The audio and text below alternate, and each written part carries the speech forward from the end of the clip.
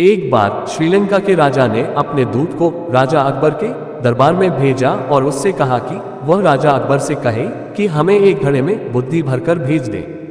सेवक ने अपने राजा के कहे अनुसार अकबर से कहा, महाराज, आपके महल में बहुत से बुद्धिमान लोग अपनी बुद्धिमत्ता के लिए विख्यात हैं, इसलिए हमारे महाराज ने आपके महल से एक घड़े में बुद्धि मांगी है। दूत की ये बात सुन महल में बैठे सभी मंत्री और राजा दूत को आश्चर्य से देखने लगे और पूरे दरबारी और मंत्री एक दूसरे से बातें करने लगे कि ये कैसा निर्देन है। इतने में राजा अकबर ने दूत से कहा, क्या श्रीलंका के राजा हमें पागल बनाना चाहते हैं? ऐसा कैसे हो सकते हैं? घड़े में बुद्धि कैसे जा सकती है? राजा अकबर की बात सुनकर बीरबल बोले, महाराज, हम घड़े में बुद्धि भेज देंगे, मगर उसमें कुछ समय लगेगा। दूत ने कहा, ठीक है, हम इंतजार कर लेंगे, लेकिन बुद्धि घड़े में ही देनी पड़ेगी। बीरबल ने घर जाकर अपने सेवक से छोटे मुंह वाले घड़े लाने को कहा।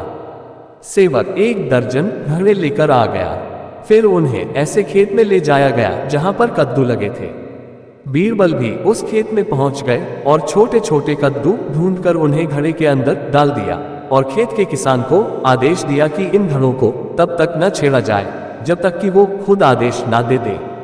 कुछ दिनों बाद बीरबल से बुद्धि के घड़े के बारे में पूछा गया तो बीरबल ने कहा, महाराज, अभी घड़ों में बुद्धि भरने में कुछ सप्ताह का समय और लगेगा, जब तक घड़े में बुद्धि अच्छी तरह भर जाएगी।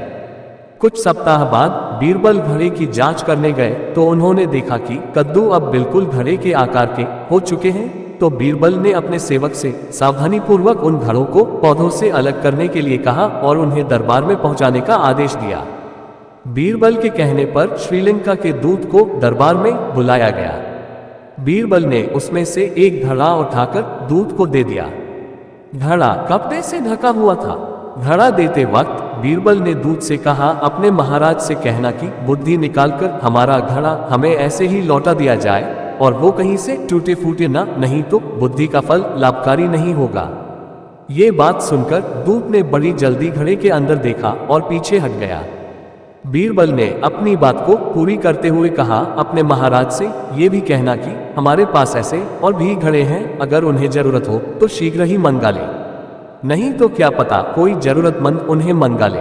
दूत ने सोचा कि उसके महाराज को इन्हें ऐसी चुनौती नहीं देनी चाहिए थी, क्योंकि बीरबल ने उन्हें अपनी बुद्धि द्वारा पराजित कर दिया था। ये सोचते हुए दूत ने चुपचाप घड़ा उठाया और वहां से चला गया।